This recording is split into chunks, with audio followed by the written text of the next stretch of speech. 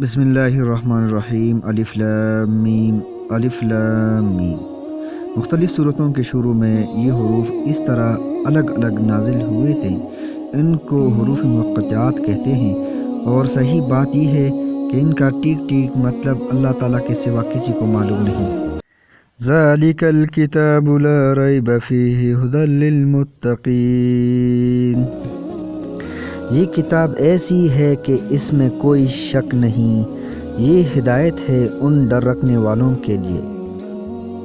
یعنی اس کتاب کی ہر بات کسی شک و شبہ کے بغیر درست ہے۔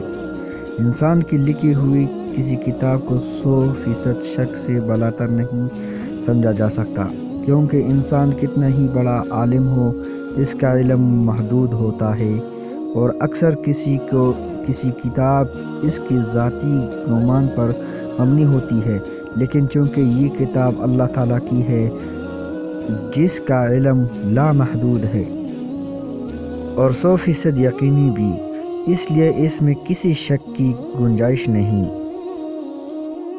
اگرچہ قرآن کریم نے صحیح راستہ ہر ایک کو دکھایا ہے، خواہ وہ مومن ہو یا کافر، اس لیے اس معنی کے لحاظ سے اس کی ہدایت سب کے لیے ہیں، لیکن نتیجے کے اعتبار سے دیکھا جائے تو اس ہدایت کا فائدہ انہی کو پہنچتا ہے جو اس کی بات کو مان کر اس کے تمام احکام اور تعلیمات پر عمل کرے۔ اس لیے یہ فرمایا گیا ہے کہ یہ ہدایت ہے ڈر رکھنے والوں کے لیے جو بے دیکھی چیزوں پر ایمان لاتے ہیں۔ الآخر ڈر رکھنے کا مطلب یہ ہے کہ انسان یہ بات ہمیشہ پیش نظر رکھے کہ اسے ایک دن اللہ کے حضور اپنے تمام اعمال کا جواب دینا ہے، لہٰذا مجھے کوئی کام ایسا کرنا چاہیے جو اس کی ناراضی کا باعث ہو۔ اسی خوف اور دھیان کا نام تقویٰ ہے۔ بے دیکھی چیزوں کے لیے قرآن کریم نے غیب کا لفظ استعمال فرمایا ہے۔ اس سے مراد وہ چیزیں ہیں جو آنکھوں سے دکھائی نہیں دیتی، نہ ہاتھ سے چھو کر یا ناک سے سونگھ کر انہیں محسوس کیا جا سکتا ہے، بلکہ وہ صرف اور صرف اللہ تعالیٰ کی وحی کے ذریعے معلوم ہوتی ہے۔ یعنی یا تو قرآن کریم میں ان کا ذکر ہے یا حضرت صلی اللہ علیہ وسلم نے وحی کے ذریعے وہ باتیں معلوم کر کے ہمیں بتائی ہیں۔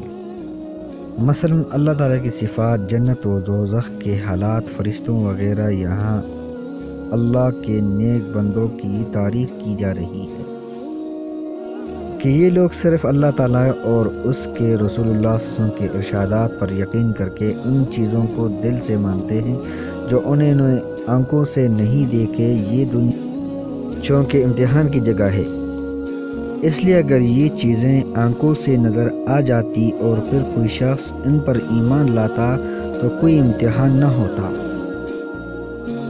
اللہ تعالیٰ نے ان چیزوں کو انسان کی نگاہ سے پوشیدہ رکھا، لیکن ان کے وجود کے بے شمار دلائل مہیا فرما دیے ہیں کہ جب کوئی شخص ذرا انصاف سے غور کرے گا تو ان باتوں پر ایمان لے آئے گا اور امتحان میں کامیاب ہوگا۔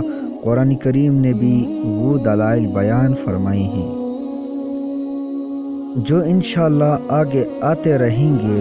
ضرورت صرف اس بات کی ہے کہ قرآن کریم کو حق طلبی کے جذبے سے غیر جانبدار ہو کر پڑھا جائے اور خیال دل میں رکھا جائے کہ یہ معاملہ ایسا نہیں ہے، یہ انسان کی ہمیشہ کی زندگی کی بہتری اور تباہی کا معاملہ ہے۔ لہٰذا یہ ڈر دل میں ہونا چاہیے کہ کہیں میرے نفسانی خواہشات قرآن کریم کے دلائل ٹھیک سمجھ میں رکاوٹ نہ بنے۔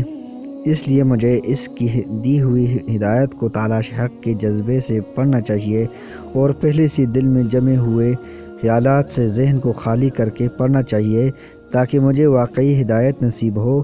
یہ ہدایت ہے ڈر رکھنے والوں کے لیے کا ایک مطلب یہ بھی ہے